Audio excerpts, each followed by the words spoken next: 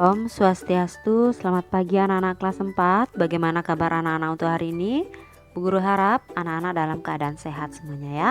Nah, untuk pertemuan kali ini, Bu Guru akan mengajak anak-anak untuk melanjutkan tema 3 subtema 1 pembelajaran 4 sampai dengan 6. Seperti biasa, anak-anak siapkan buku catatan. Catatlah yang menurut anak-anak penting ya. Langsung saja ke materi pertama. Pelaksanaan hak dan kewajiban. Hak dan kewajiban harus dilaksanakan secara seimbang. Ada beberapa jenis kewajiban, salah satunya yaitu menjaga dan memperlakukan tumbuhan dengan bijak. Dengan demikian, lingkungan sekitar dapat memberikan manfaat yang optimal bagi kehidupan manusia. Kewajiban terhadap tumbuhan yang pertama adalah menanam tanaman bunga dan tanaman hijau. Kemudian memberi pupuk dan air secukupnya. Apapun yang berlebihan tidak baik ya. Anak-anak memberikan tanaman yang anak-anak miliki itu di rumah, diberikan pupuk dan air secukupnya. Jangan terlalu berlebihan ya, jangan terlalu banyak.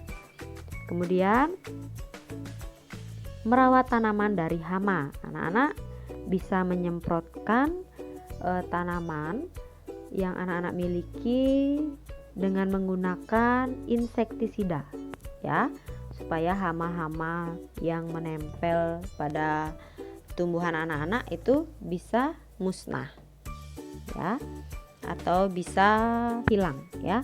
Langsung melakukan reboisasi. Seperti biasa ya, reboisasi itu adalah penanaman hutan gundul ya, penanaman kembali hutan yang telah gundul. Kita langsung pembelajaran 4, pelaksanaan hak dan kewajiban dalam pemanfaatan tumbuhan. Salah satu manfaat menanam tumbuhan adalah membuat udara jadi segar. Ya, semakin banyak tumbuhan yang kita tanam, itu udara yang akan dihasilkan akan lebih segar, sejuk seperti itu ya.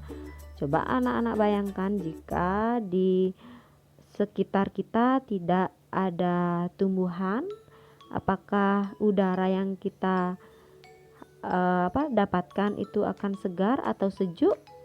Tentu saja tidak ya. Tentu saja akan panas. Kemudian langsung memperoleh udara segar merupakan hak kita semua. Kita juga berkewajiban merawat tanaman dengan cara menyirami dan memberi pupuk secara teratur. Next. Setelah kita melakukan kewajiban, barulah kita memperoleh hak mendapatkan udara segar dan lingkungan sehat. Kemudian pembelajaran 4, muatan bahasa Indonesia.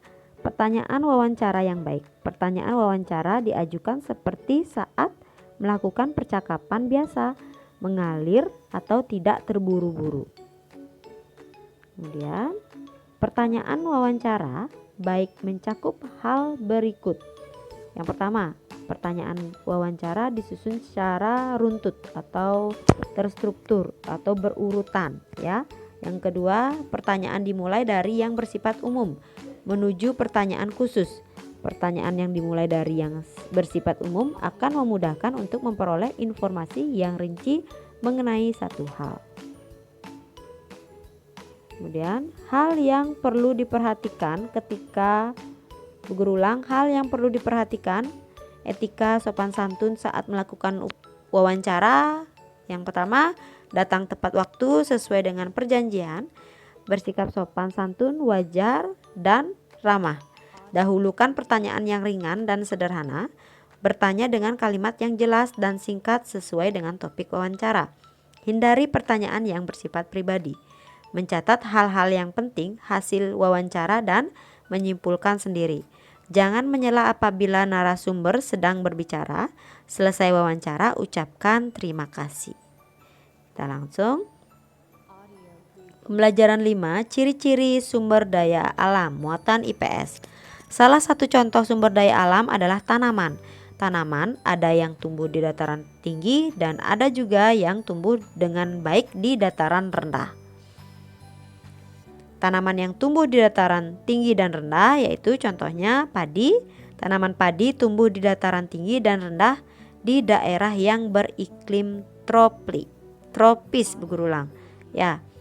Kemudian tanah yang cocok untuk tanaman padi adalah tanah yang mengandung banyak humus dan pengairan yang cukup. Humus itu adalah tanah yang subur, yang terbentuk dari sisa-sisa atau dari dedaunan, ranting pohon itu ya.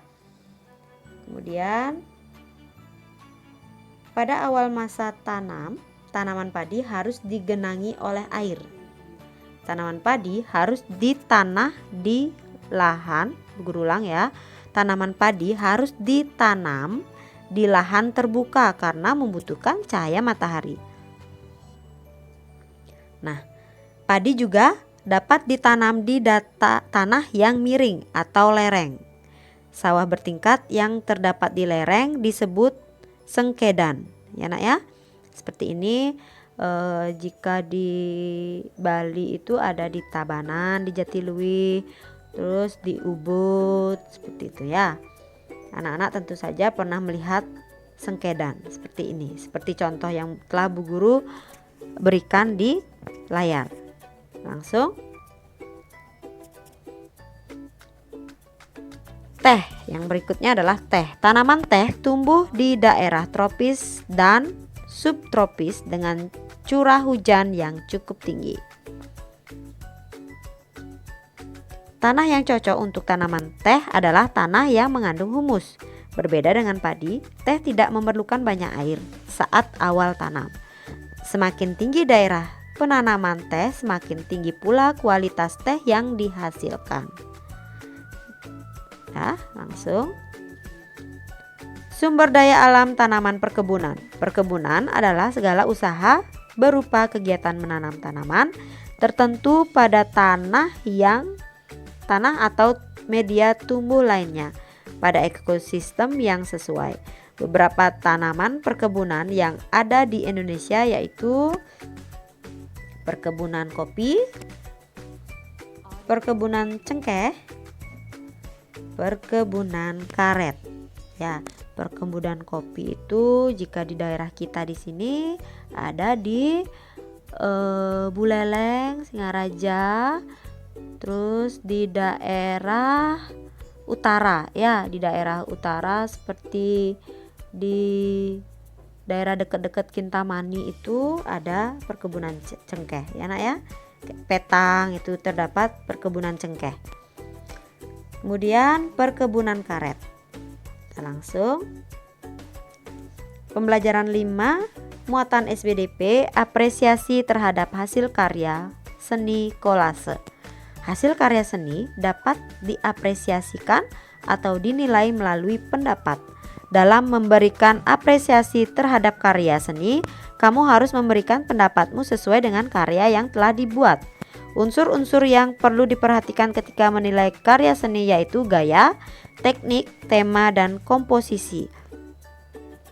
Kemudian apresiasi terhadap karya seni dapat dibedakan menjadi 3 jenis yaitu apresiasi empatik, yaitu menilai atau menghargai suatu karya seni yang dapat ditangkap dengan sebatas indrawi saja. Apresiasi estetis, yaitu menilai atau menghargai suatu karya seni dengan melibatkan pengamatan dan penghayatan yang mendalam. Kemudian yang ketiga, apresiasi kritik, yaitu menilai atau menghargai suatu karya seni dengan melibatkan klasifikasi, deskripsi, analis, tafsiran, evaluasi, serta menyimpulkan hasil penilaian atau penghargaan. Next, apresiasi dibedakan menjadi 2 tipe yaitu apresiasi pasif. Apresiasi pasif itu adalah apresiasi yang dilakukan oleh orang yang hasil atau masih awam terhadap seni, namun memiliki minat yang baik terhadap suatu karya seni. Awam itu baru-baru ya, yang belum begitu mengerti tentang seni, tapi dia ingin atau minat atau tertarik dengan suatu karya seni. Kemudian apresiasi aktif. Apresiasi ini adalah yang dilakukan muncul setelah seseorang itu menilai suatu karya seni. Contoh apresiasi hasil karya kolase. Contohnya, perhatikan. Karya kolase ini bagus dan indah. Menurut saya kolase ini akan lebih baik jika tambahkan bunga-bunga kering. Nah, itu adalah contoh apresiasi hasil karya kolase, ya. Langsung pembelajaran 6 muatan bahasa Indonesia, praktik wawancara sederhana. Wawancara bertujuan untuk memperoleh informasi tentang suatu hal yang belum kita ketahui. Ingat kembali materi tentang wawancara pada pembelajaran sebelumnya. Praktikkan dengan salah satu anggota keluarga. Nah, sebelumnya di pembelajaran 1 sampai 3 sudah Bu Guru pernah berikan atau sudah Bu Guru pernah sampaikan ke anak-anak untuk mempraktikkan wawancara sederhana. Boleh orang tua diwawancarai, boleh kakak dan sebagainya, ya. Anak-anak itu Bu Guru tugaskan, anak-anak bisa dikumpul. Hasil wawancaranya itu bisa melalui video, ya nak, ya, dikumpul pada hari Jumat. Tak paham? Anak-anak tentukan topiknya apa yang ingin anak-anak sampaikan atau tanyakan, ya. Contoh bisa anak-anak menyampaikan atau bertanya tentang bagaimana cara menanam atau merawat tumbuhan dan lain sebagainya. Terserah anak-anak untuk menentukan topiknya, ya. Bu Guru bebaskan. Kemudian langsung hak dan kewajiban dalam kehidupan sehari-hari, muatan PPKN. Kita memiliki hak dan kewajiban terhadap lingkungan sekitar. Misalnya saat menanam dan merawat tumbuhan, kita memiliki kewajiban untuk merawatnya agar tidak layu dan mati. Setelah itu, kita memperoleh hak untuk menikmati buah yang dihasilkan oleh tumbuhan tersebut serta menikmati udara yang sejuk, ya. Cara merawat tanaman. Nah, di sini ada beberapa cara untuk merawat tanaman. Bu Guru sampaikan di sini, ya. Yang pertama adalah anak-anak ingat untuk menyiramnya setiap hari. Menyiram tanaman. Sebaiknya anak-anak melakukan penyiraman ini pada pagi hari atau sore hari. Dilarang keras untuk menyiram tanaman di siang hari, ya. Tidak boleh, bukannya dia tumbuh dengan subur nanti malah layu, ya. Kemudian memberikan pupuk. Memberi pupuk atau pemupukan disesuaikan menurut dosis dan jenis yang telah ditentukan kepada kemasan pupuk yang ada, ya. Guru ulang, pemberian pupuk disesuaikan menurut dosis dan jenis yang telah ditentukan pada kemasan pupuk yang ada. Tidak boleh berlebihan. Apapun yang berlebihan itu tidak baik, ya nak, ya. Kemudian nah, ini adalah penyiangan. Penyiangan ini mencabut gulma-gulma yang ada di sekitar tanaman anak-anak. Tanaman yang anak-anak tanam. Seperti rumput tuh, ya. Itu anak-anak cabut agar tidak mengganggu pertumbuhan tanaman, ya. Kita langsung saja. Nah, ini adalah pemotongan ranting, pemangkasan ranting pohon, ya. Ini tujuannya agar tanaman tidak menjalar kemana-mana, tidak terlalu tidak terlalu lebar atau tidak berantakan seperti itu, ya. Harus ada pemangkasan secara berkala, ya. Di samping tidak mengganggu, itu akan membuat tanaman akan kelihatan lebih indah. Seperti bonsai itu bisa. Tahu anak-anak bonsai kan? Itu dipotong-potong agar membentuk bentuk yang anak-anak inginkan, ya. Langsung lanjut. Nah, yang ini pergantian media tanam, ya. pergantian media tanam itu tanahnya anak-anak ganti ya. Ini anak-anak lakukan apabila media tanam tersebut sudah kurang baik bagi tanaman, kurang subur ya. Misal saja media tanam ini sudah dipenuhi oleh akar tanaman itu sendiri, terlalu banyak akarnya di sana, anak-anak bisa mengganti media tanamnya, tanahnya ya. Terus next, nah ini pengaturan cahaya. Pengaturan cahaya